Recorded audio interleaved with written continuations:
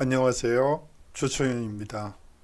3월 25일 목요일 이야기 세계사 강의를 시작하도록 하겠습니다.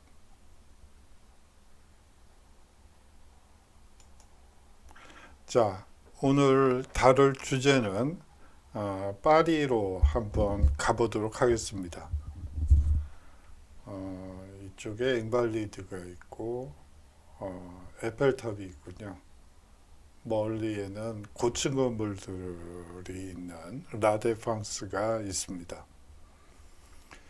예, 한번 천천히 같이 여행을 떠나보도록 하죠.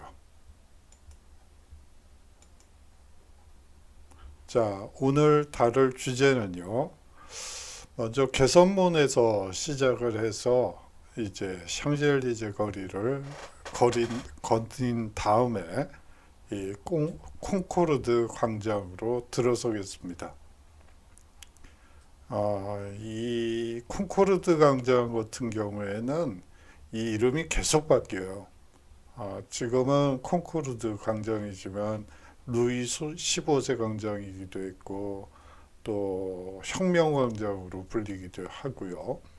그 다음에 복고왕정기에는 루이 16세 광장이라고 불리기도 하고 1830년 7월 혁명이 끝난 후에는 헌정광장이라고 해서 이름이 계속 바뀝니다. 그것을 통해서 왜 이름이 자꾸 바뀌는지 한번 살펴보도록 하죠.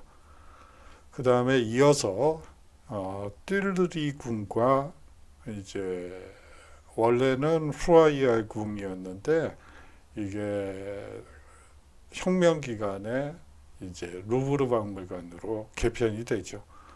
그거 과정을 한번 좀 살펴보고요.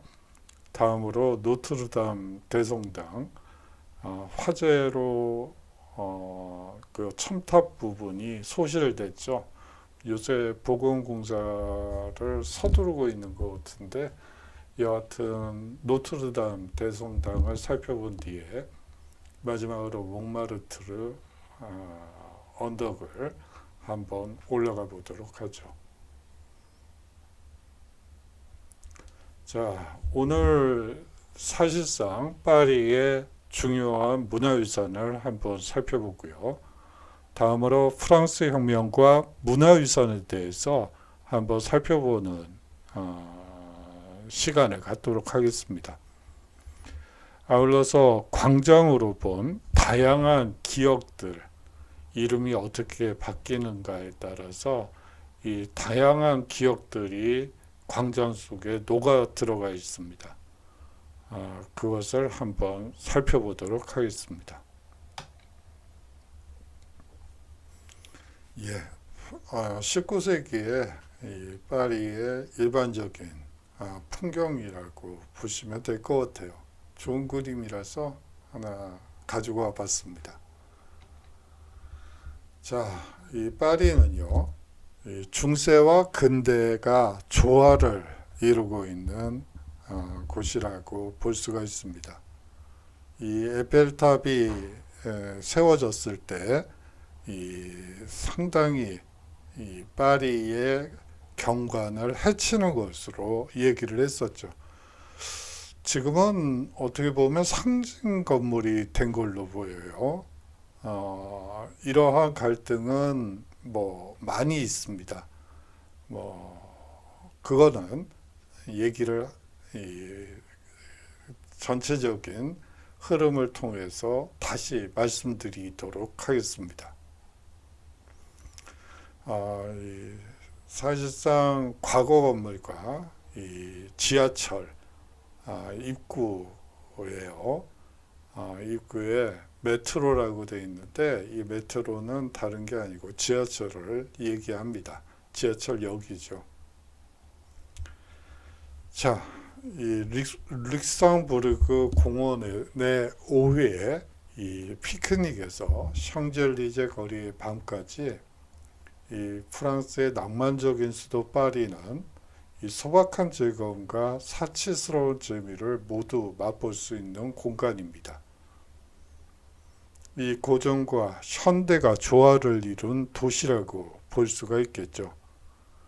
이 대표적인 랜드마크는 노트르담 대성당, 개선문, 에펠탑 등이 됩니다. 모두 20개의 구로 이루어졌고요. 이 센강을 기준으로 좌안과 우안으로 나뉘어져 있습니다. 특히 마레 지구는 제가 이번 시간에는 못 다뤘는데요. 다음 시간에 한번 다뤄보겠는데, 이 마레 지구는 중세 귀족들의 주거지로 유명합니다. 여기서 다루게 될 몽마르트르는 이 자갈길, 그리고 물랑루즈, 그리고 웅장한 사크레케르 성당으로 유명합니다. 이 사크레케르 성당도 이 파리의 경관을 해치는 그런 요소로 비판을 받은 적도 있었어요. 이 건물은 사실은 1870년 프랑스 프로이센 전쟁에서 프랑스가 완패를 당하게 되죠. 이제 그러한 이 좌절을 극복하기 위해서 만들어진 성당이라고 보시면 됩니다. 자, 다음으로 이 구불구불한 골목을 거니다 보면 아직도 시골 장터를 연상시키는 전통 농산물 시장도 있고요. 아주 싱싱한 먹거리들이 많이 있죠. 치즈부터 시작해서 장봉이라고 해서 어떻게 보면 햄 같은 그런 것도 있고요. 아주 다양한 특히 쇠고기가 아주 싸죠. 그랬던 기억이 나네요. 예, 그렇습니다.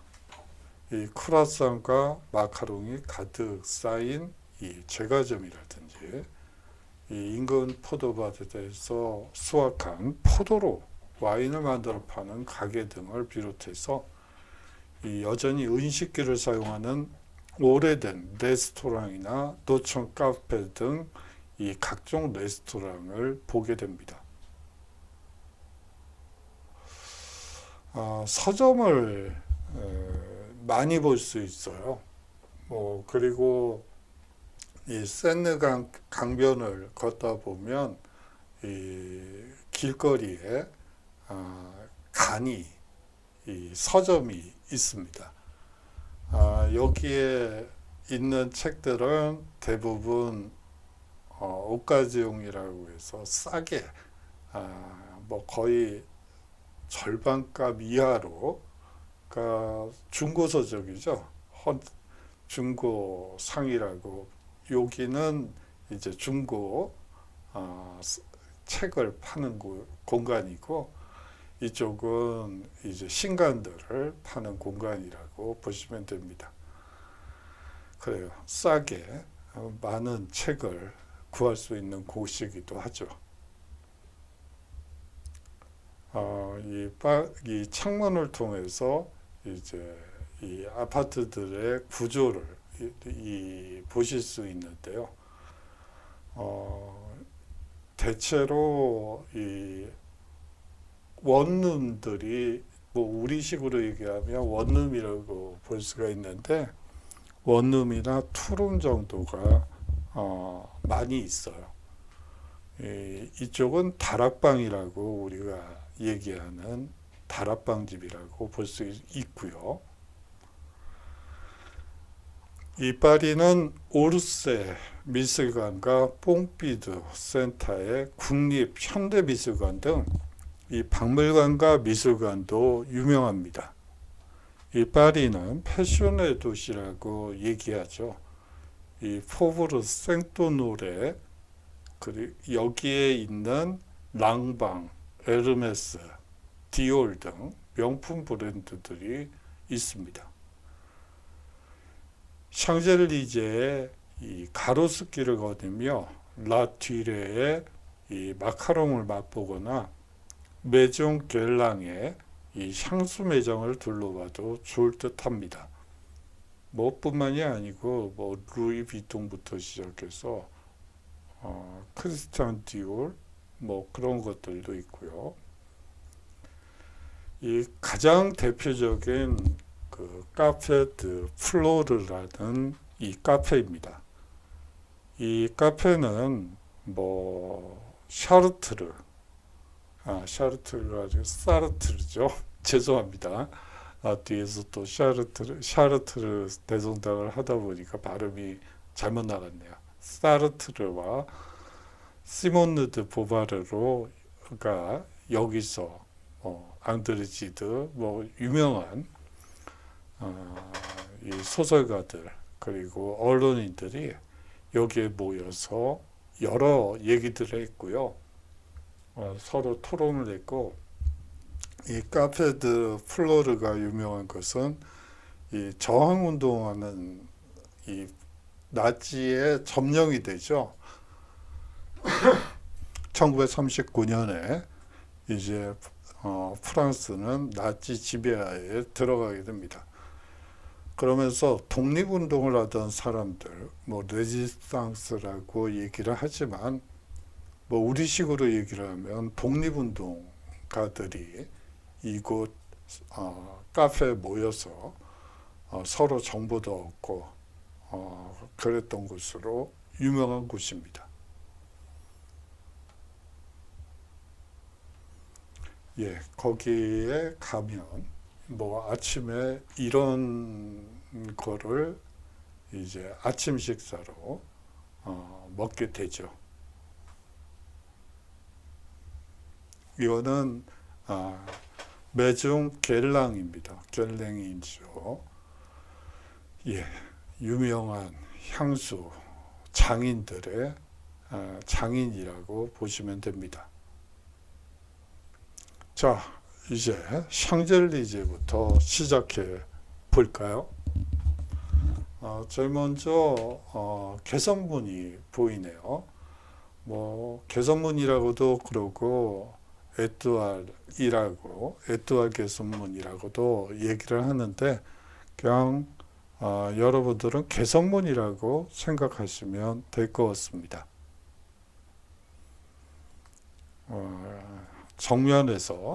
측면에서 한번 보여드리기 위해서 가지고 온 것이고요. 죄송합니다. 이 명단은요, 이 옆에 명단들이 쭉 있죠. 이거는 제1차 세계대전 전멸자 명단이고요. 위패가 모셔져 있는 국립 현충원이라고 여러분들이 생각하시면 될 것 같아요. 그렇게 이해하시면 되고요. 이 개선문 같은 경우에 나폴레옹이 1806년 의뢰해서 지었지만 이 높이 50m의 아치형 건물이 완성되기까지 30년이나 걸렸기 때문에 이 나폴레옹은 생전에 완성된 모습을 보지 못합니다.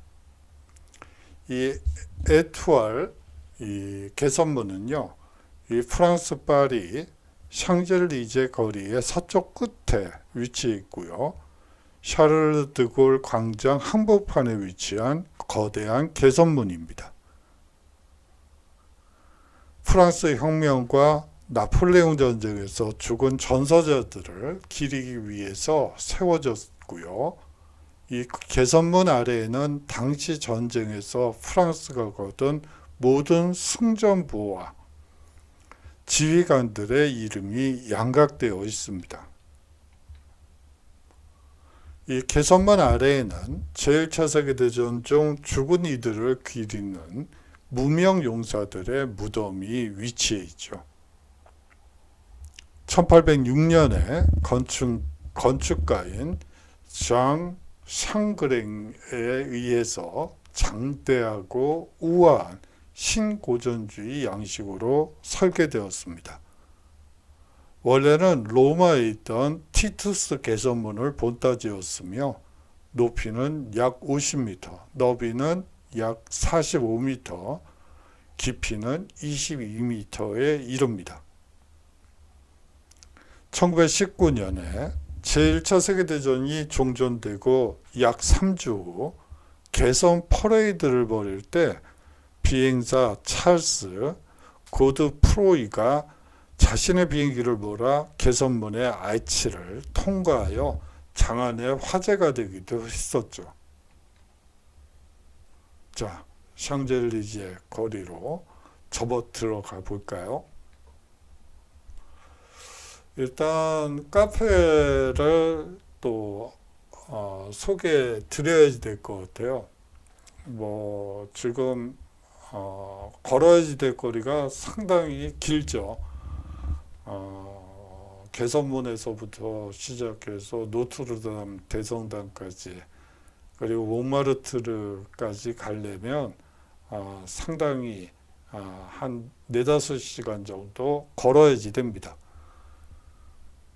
뭐 이게 또 버스를 이용하거나 차를 이용하기가 또 그 어려운 것이, 일단 주차 공간이 턱없이 부족하고, 주차가 된다고 하더라도 이게 사실상 또 주차장에서 많이 걸어야 돼요.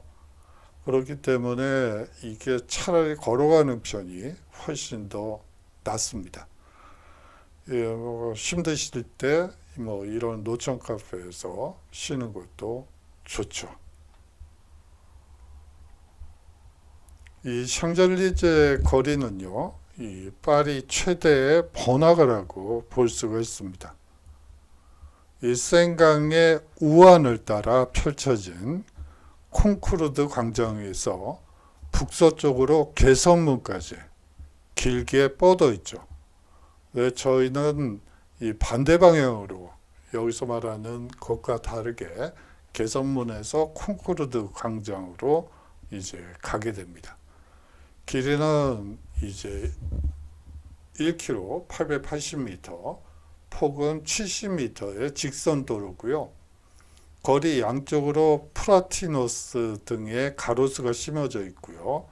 샤넬, 그리고 에르메스, 루이비통 등의 고급 명품관과 의상실, 대사관 등이 샹젤리제에 연결된 몽테뉴 거리까지 아주 길게 늘어서 있죠. 그렇기 때문에 굉장히 화려합니다. 원래 이 샹젤리제 거리는요, 17세기의 왕비였던 이 마리드 메디치가 띨리리 정원에서 센강을 따라 걷는 산책로를 조성한 것이 샹젤리제 거리의 시작이라고 볼 수가 있습니다. 왕비의 거리라고 불렸어요. 그렇기 때문에. 그 후 르노트르가 가로수를 심고 로터리를 만들어 보행도로로 확장되게 됩니다. 그리스 신화에서 낙원이라는 의미의 엘리제를 따와 샹젤리제라 명명했고요. 결국 그 뜻은 엘리제의 들판, 낙원의 들판이라고 보시면 됩니다. 이 르노트르는 이 정원사, 어떻게 보면 도시 계획을 처음 이제 시작한 건축가라고 보시면 돼요. 이 사람은 정원사이기도 하고 이제 건축가, 그거보다는 도시 설계자라고 보는 게 더 정확하죠. 도시를 구획하고 이제 도로를 넓히고 하는, 어떻게 보면 르노트르 때문에 사실상 그 정원사가 전문직이 되고, 또 도시 계획, 도로 건설, 뭐 이런 것들이 전문가로 자리 잡게 되는 계기가 되는 이 사람이기도 합니다. 이 노트르가 설계한 로토리인 샹젤리제 막셀 다소 로토르를 경계로 해서 이 동서가 대비를 이루게 됩니다. 동쪽은요, 나무가 울창하게 조성된 공원과 그랑빨레, 뿌띠빨레 등 이 화려하고 웅장한 건축물이 질비하죠. 반면에 서쪽은 각종 상업시설이 들어서 있습니다. 그랑빨레, 뿌띠빨레, 그랑은 큰 궁전이란 뜻이고요. 이 뿌띠빨레는 작은 이 궁전이라는 뜻이에요. 근데 친구들이 파리에 오면 웬 빨래터가 이렇게 많지? 큰 빨래터, 작은 빨래터. 그렇게 얘기하던 친구들의 기억이 나네요. 예. 이렇게 거리를 걷다 보면 이 플라스드라 콩코르드가 나오게 되는데요. 뭐 쉽게 거기에 대해서 좀 여기는 무미건조한 느낌이 좀 많이 들어요. 좀 부드러운 느낌보다는 먼저 이 룩소르 오벨리스크가 파리에 도착하게 됩니다. 어떻게 보면 이 콩코르드 광장의 상징물처럼 되어 있죠. 나폴레옹이 이집트 원정을 끝내고 나서 이제 승전의 기념비로서 이 룩소르의 오벨리스크를 가지고 오죠. 그것이 세워지던 날 이제 파리 시민들이 그 모습을 보기 위해서 엄청난 인파가 몰려들었죠. 1755년 앙제 자크 가브리엘에 의해 설계된 광장입니다. 원래는 루이 15세의 기마상이 설치되어 있었기 때문에 이 루이 15세 광장으로 불렸죠. 이 프랑스 혁명의 발발로 기마상은 철거되고요. 이게 철제로 만들어졌는데 사실상 이것을 띄어다가 용광로에다 녹여서 루이 15세 기마상을 이제 용광로에 녹여서 포를 제작하는데 사용하게 됩니다. 그리고요, 이름도 혁명광장으로 고쳐지게 됩니다. 1793년 1월 21일 루이 16세가 10월 16일 왕비인 마리 앙뚜아네트가 이곳에서 단두대의 이슬로 사라지게 되죠. 이 루이 16세나 마리 앙뚜아네트 이외에도 혁명에 가담했던 대부분의 사람들이 이곳에서 생을 마치게 됩니다. 대부분이라고 볼 수가 있어요. 로베스피에르 자신도 여기서 죽으니까요. 그래요. 죽은 사람만 있는 게 아니고요. 사람만 단두대에서 죽은 게 아니고 앵무새도 이 단두대에서 이슬로 사라지게 됩니다. 이 앵무새가 말이죠. 이 겁도 없이 부르봉 왕가 만세, 루이 16세 만세, 마리 앙뚜아네트 만세를 계속해서 얘기를 하죠. 그러다 보니까 이제 혁명 재판이 열리게 돼요. 이 앵무새가 이 반혁명 분자다 이렇게 돼가지고 사실상 혁명 재판을 받고 단두대 이슬로 사라지게 되죠. 이 왕정복고 시기에는요, 다시 루이 16세 광장으로 변경되게 됩니다. 7월 혁명이 일어난 1830년에는 헌장 광장이라고 이름을 바꾸게 되고요. 7월 왕정이 들어서면서 콩코르드 광장, 즉 화합, 화의 일치, 이 사실상 하나가 되는 그러한 광장이다라는 뜻으로 이렇게 콩코르드 광장이라고 이름을 변경하게 되고 지금까지 계속 그렇게 불리고 있습니다.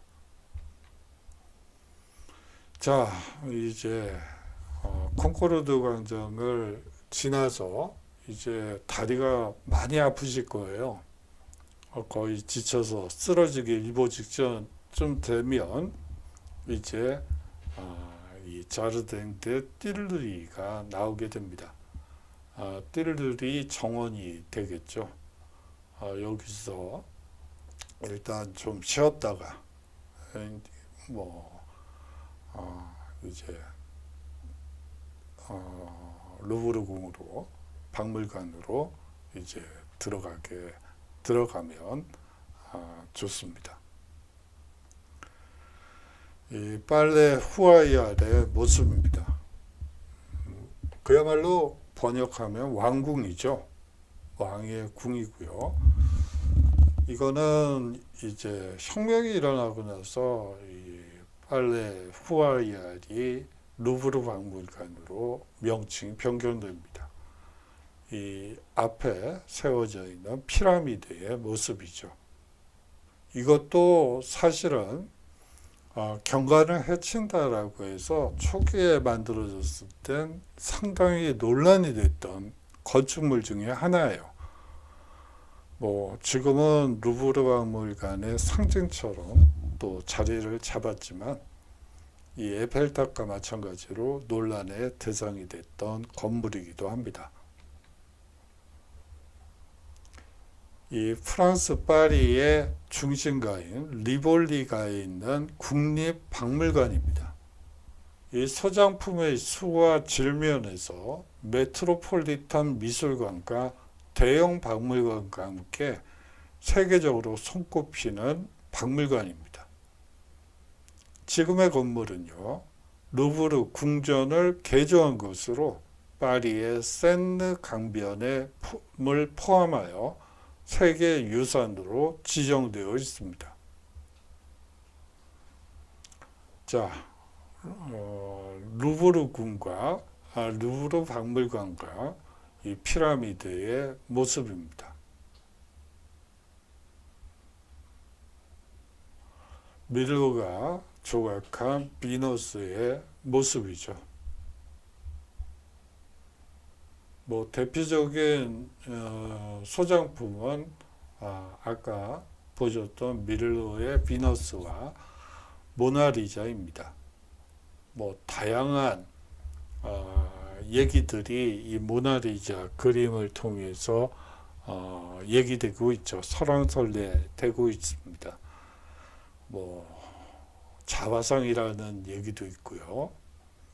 또 여러 가지 웃음과 관련해서 얘기하시는 분도 있고 대머리였다는 그런 우스갯소리도 있고 여러 가지 이 신비로운 것에 대해서는 상상력이 발동이 되죠. 그래서 그런지 이 모나리자 그림을 가지고 다양한 이야기들이 나오고 있죠.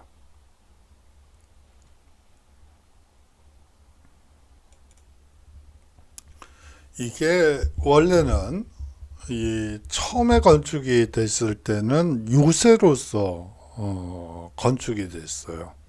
12, 13세기에 이 외적을 막는 요새로 건축이 됐었죠. 그리고 아직도 당시의 요새 잔재들을 볼 수 있습니다. 이 요새가 루브르 궁이 되기까지 수차례에 걸친 건물 확장 공사가 이루어지게 되죠. 1672년 루이 14세가 베르사유 궁전에 거주하기로 결정하고 루브르를 왕실의 수집품을 전시하기 위한 장소로 쓰도록 합니다. 1692년 루브르 건물에 왕립 아카데미가 들어섰고요. 아카데미는 루브르에 100년 동안 계속해서 유지되게 됩니다.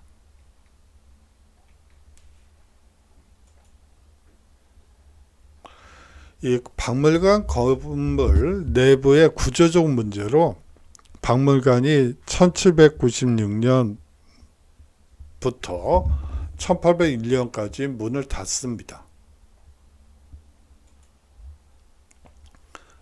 제가 요 전 시기에, 즉 프랑스 혁명이 일어났던 시기부터는 사실상 이 건물을 박물관으로 이용하게 됩니다. 그러던 박물관이 이 구조적 문제로 이 1796년부터 1801년까지 문을 닫게 되죠. 이 나폴레옹이 통치하던 시기에 소장품의 규모가 크게 늘었고요. 이름도 미제 나폴레옹으로 바뀌었다가 워터루에서 이 나폴레옹이 대패하자 나폴레옹 군대가 약탈한 많은 작품들이 고국으로 돌려보내줍니다.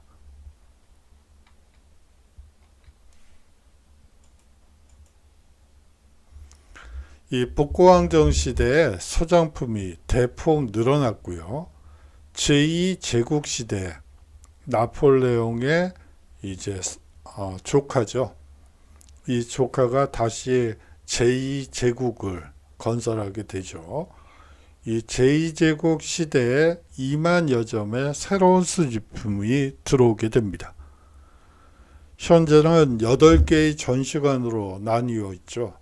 이집트 고대 유물관, 근동 유물관, 그리스와 에트루리아, 그리고 로마 유물관. 여기서 그리스랑 로마는 여러분들이 대충 그림이 그려지실 것 같아요. 그런데 갑자기 가운데 에트루리아인들이 있네요. 이 에트루리아는요, 이 로마를 키운 아버지라고 볼 수가 있습니다.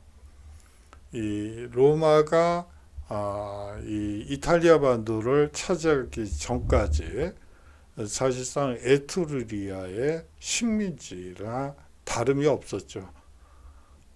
그리고 로마의 이 초기에 공화정 바로 직전에 사실은 왕정이었어요. 에트루리아에서 파견한 왕이 이 로마를 지배했었죠. 그렇기 때문에 이 에트루리아는 상당히 중요합니다. 로마가 많은 것을 흡수했죠. 그런 면에서 이 에트루리아 유물관은 이 루브르 박물관에서 상당히 제가 봤을 땐 중요해요. 다음으로 이슬람 미술관, 조각 전시관, 장식품 전시관, 회화관, 그리고 판화와 속물관 등이 존재합니다. 자, 이제 노트르담 대성당을 보도록 하겠습니다. 이 센느강에서 외곽에서 찍은 사진입니다. 사실상 이 노트르담의 이 후면이라고 볼 수가 있죠. 이쪽에 장미창이 있는데요. 자, 한번 노트르담 대성당으로 가보도록 하겠습니다. 이 노트르담 대성당은요, 최근에 화재가 발생했었죠. 화재가 발생했을 때, 이 남대문이 왜 생각이 나는지는 모르겠는데, 여하튼 중요한 문화재들이 화재로 소실되는 모습은 참 가슴 아픈 일이죠. 그래요. 현재는 박차를 가려서 복원 작업 중인 것으로 알고 있습니다. 이 프랑스 파리의 시테섬 이 동쪽에 있는 가톨릭 성당이고요. 이 파리 대교구의 주교자 성당이기도 합니다. 주교가 거주하는 곳이기도 하죠. 14세기에 완공된 프랑스 고대 양식 건축물의 대표작이라고 볼 수가 있습니다. 이 노트르담 대성당은 나폴레옹 보나파르트의 대관식이 열렸던 곳이기도 하고요. 그리고 빅토르 위고의 소설인 파리의 노트르담, 우리가 보통 노트르담의 꼽추라고 하는 그곳의 무대가 된 것이기도 합니다.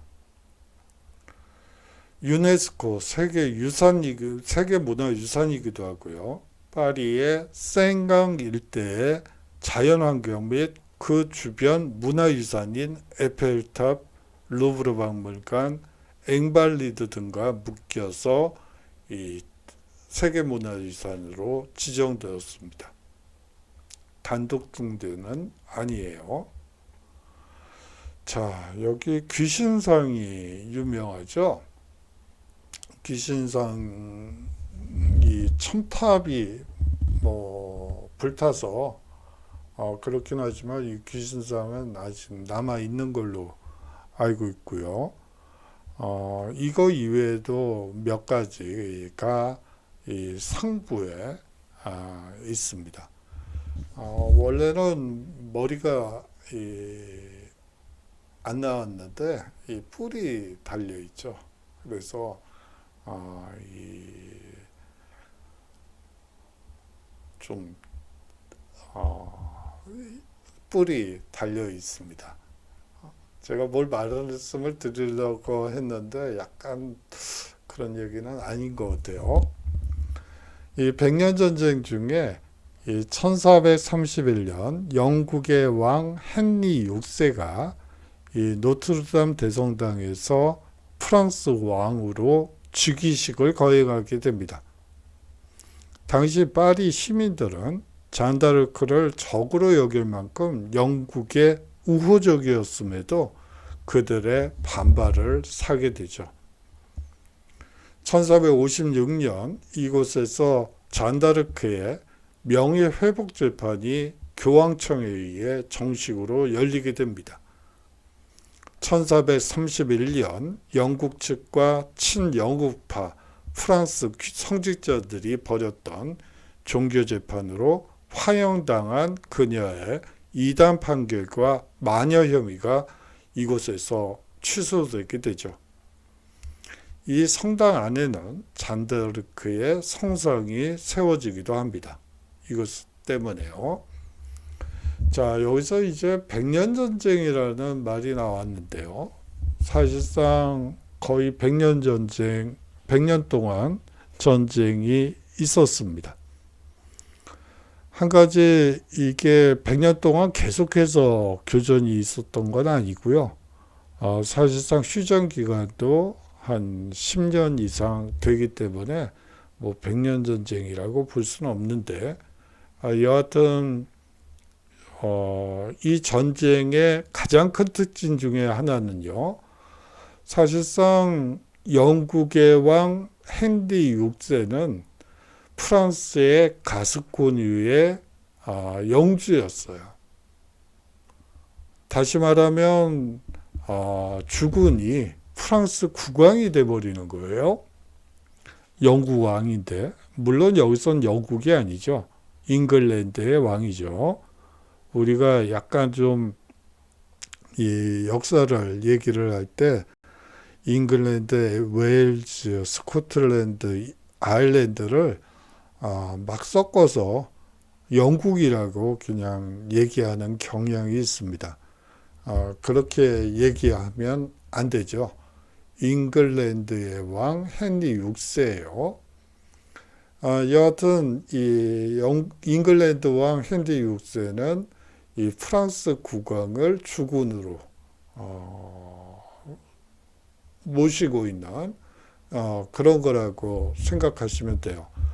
이 영국 잉글랜드 왕이 소유한 땅이 상당히 프랑스 내에 많았죠.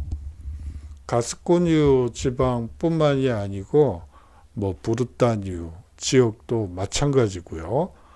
많은 땅을 사실상 이 잉글랜드 왕 헨리 6세가 가지고 있다고 볼 수가 있습니다. 이 전쟁이 끝나면서 사실상 영국이 가지고 있던 잉글랜드 왕이 가지고 있던 많은 프랑스 내의 영지들이 이제 프랑스 국왕 쪽으로 넘어가게 되죠. 그러면서 국가주의, 국민주의가 나타나게 됩니다.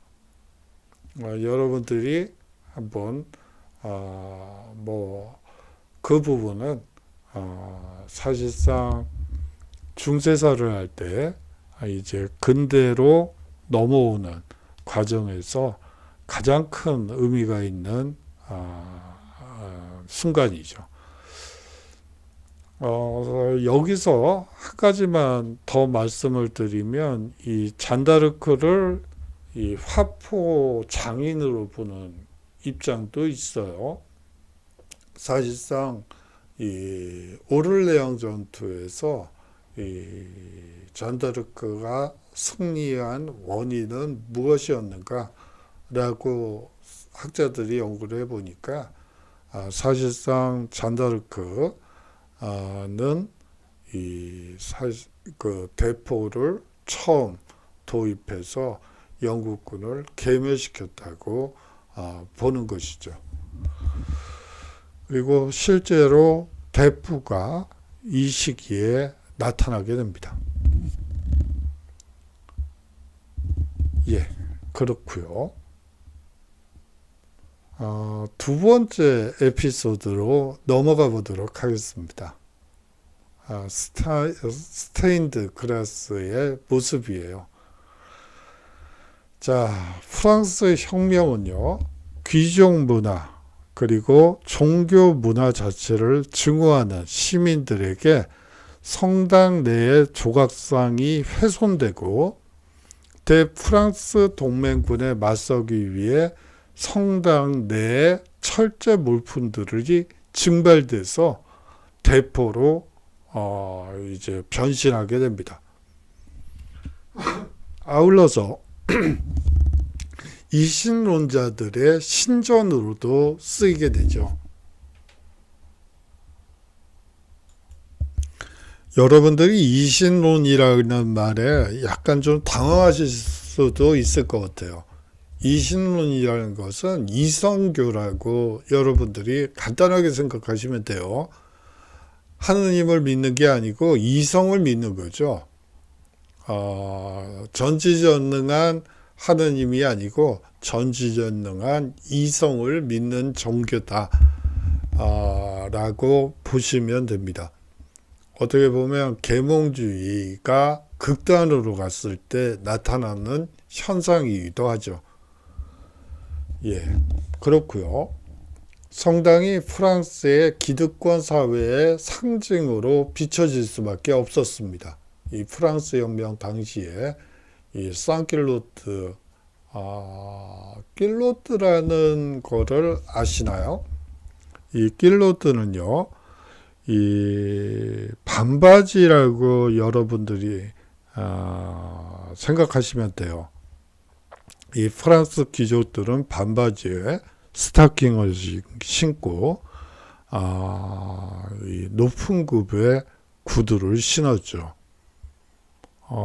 사실상 스타킹과 하이힐은 이 18세기까지는 남성 귀족의 전유물이었어요. 그러던 것이 지금은 이제 여성분들의 전유물이 됐지만 이 시기까지는 사실상 남성 귀족의 전유물이라고 볼 수가 있습니다. 그렇고요. 이 노트르담 대성당의 성직자는 프랑스 귀족 계층에서 배출됐고요. 프랑스 귀족과 기득권층의 법률적 옹호기관이었던 고등법원의 관료 역시 이 노트르담 대성당의 성직자들과 혈연 관계인 경우가 대다수였습니다. 때문에 이 프랑스 혁명 당시 가장 먼저 공격을 받고 개혁의 대상, 혁명의 적으로 지목받게 되죠.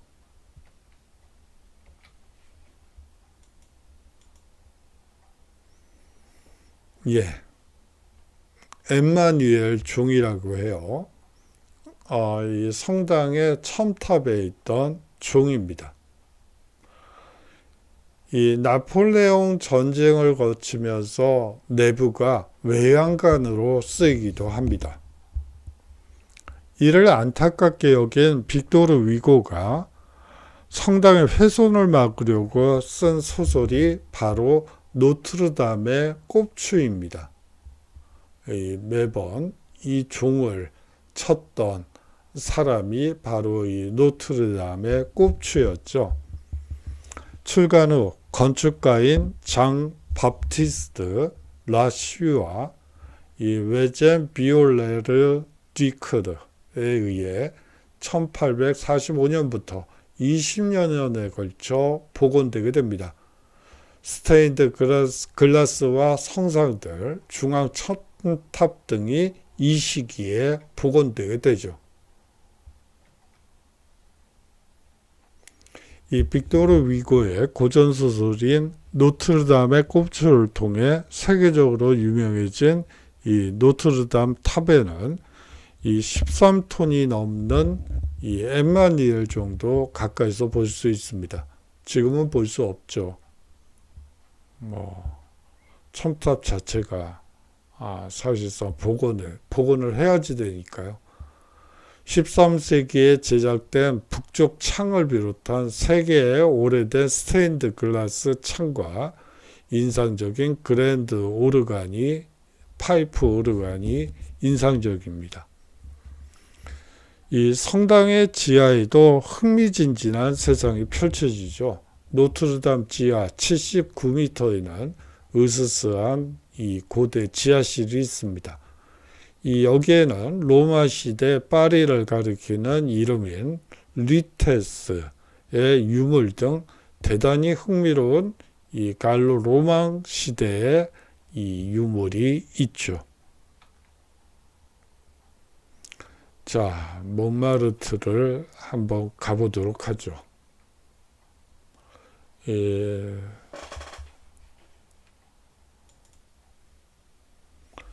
이 사크레케르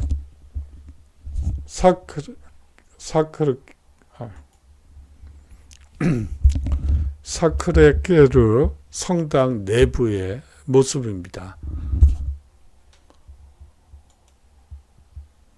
죄송합니다.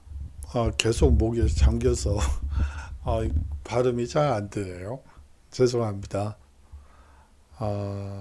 사크레케르 성당의 내부 모습이고요. 내부 모습입니다. 예,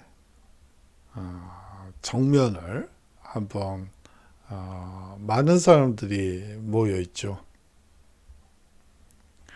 이 사크레케르 성당으로 유명한 이곳은요, 세계에서 가장 위대한 예술가들이 살았던 시절의 모습을 그대로 간직하고 있습니다. 원래 파리 외곽에 위치한 몽마르트르 마을은 19세기 중반에 툴루즈 로트렉, 그리고 모네, 피카소, 반고흐 등 많은 예술가들이 창조적 활동을 위한 안식처로 살았던 곳이죠. 이 유명한 예술가들이 자주 찾던 이 수많은 곳들이 지금도 그대로 보존되어 있습니다. 이 몽마르트르 박물관은 이 르누아르가 살면서 작업을 했던 곳으로도 유명합니다.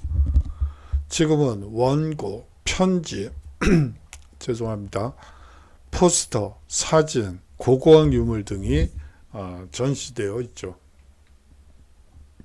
자, 이 사크레케르 성당으로 가는 한번 길을 한번 보여드리고 싶어서 가지고 왔습니다. 이 달리 미술관도 유명합니다. 이 성당에서 서쪽으로 불과 몇 블록 떨어진 곳에 위치해 있는데요. 이 살바도르 달리의 300점에 달하는 작품이 전시되어 있고, 이 달리 작품이 가장 많이 소장된 곳이기도 합니다. 매년 10월에는요, 이 포도 수확 축제가 열리는데요. 이 몬마르트르의 이 작은 포도밭에서 수확을 축하하는 행사로 열리게 되고, 며칠 동안 춤과 음악의 퍼레이드가 이어지고 지역 농산물을 판매하기 위한 시장이 펼쳐지며 밤에는 불꽃놀이도 벌어지게 됩니다. 자,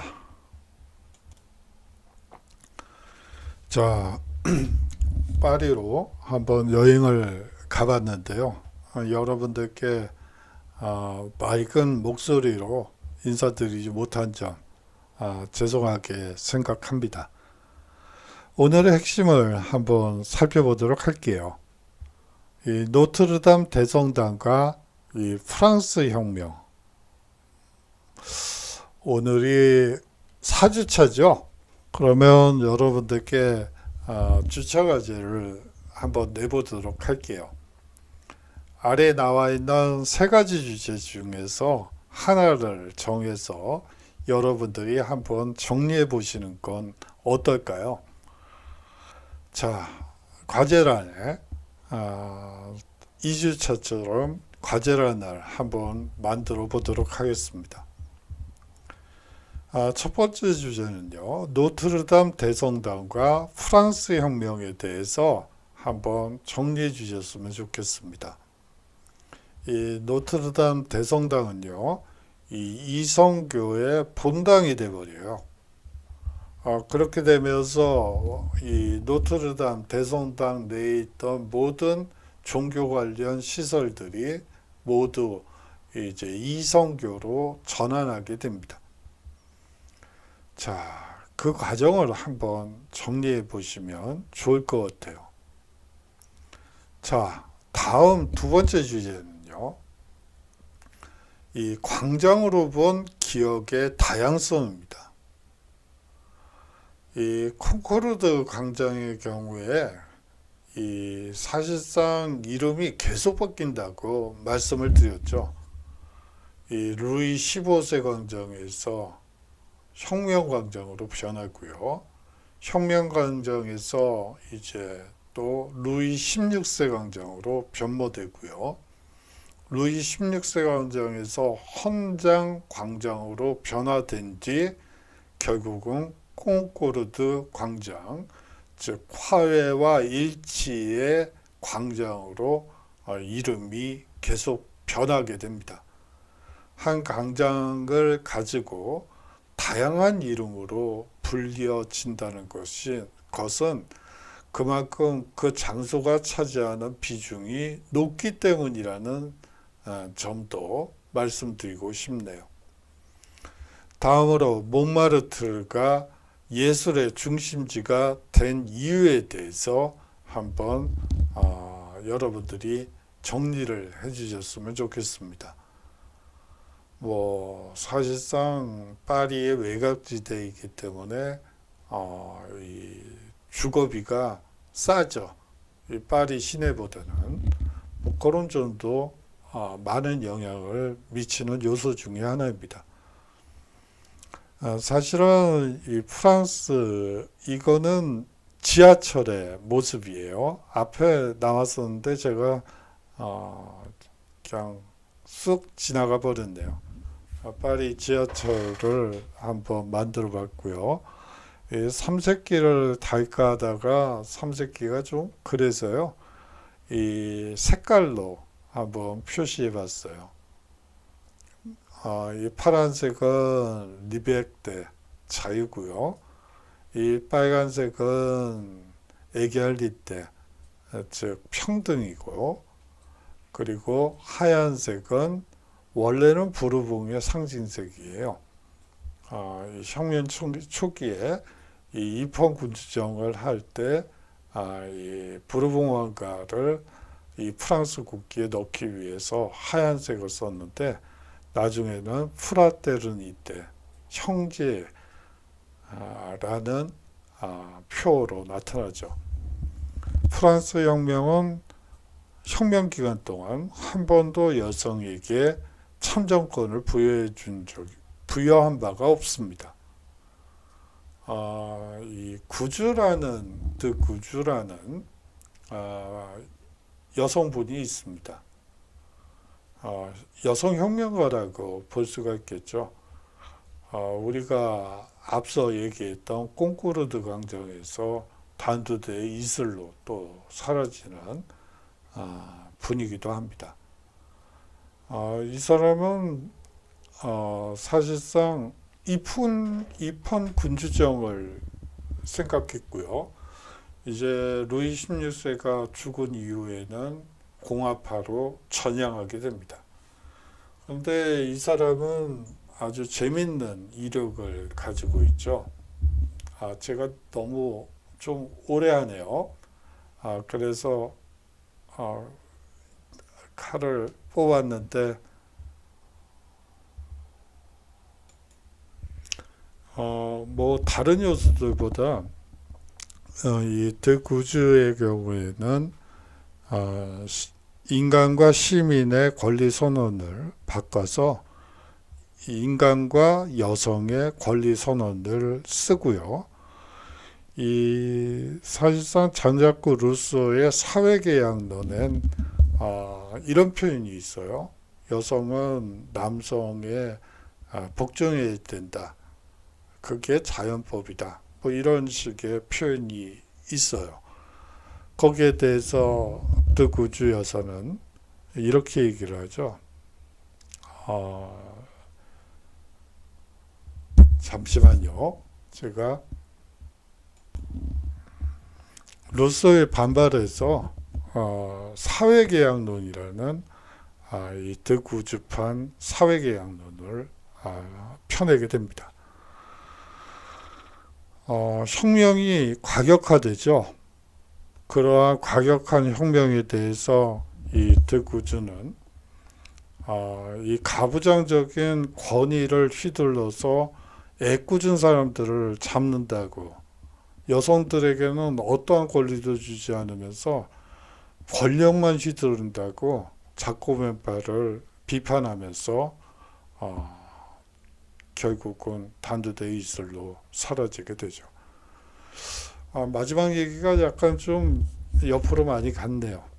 자, 이 세 가지 주제 중에 한 주제를 선택해서 한번 과제란을 만들어 놓을게요. 거기다 올려주셨으면 합니다.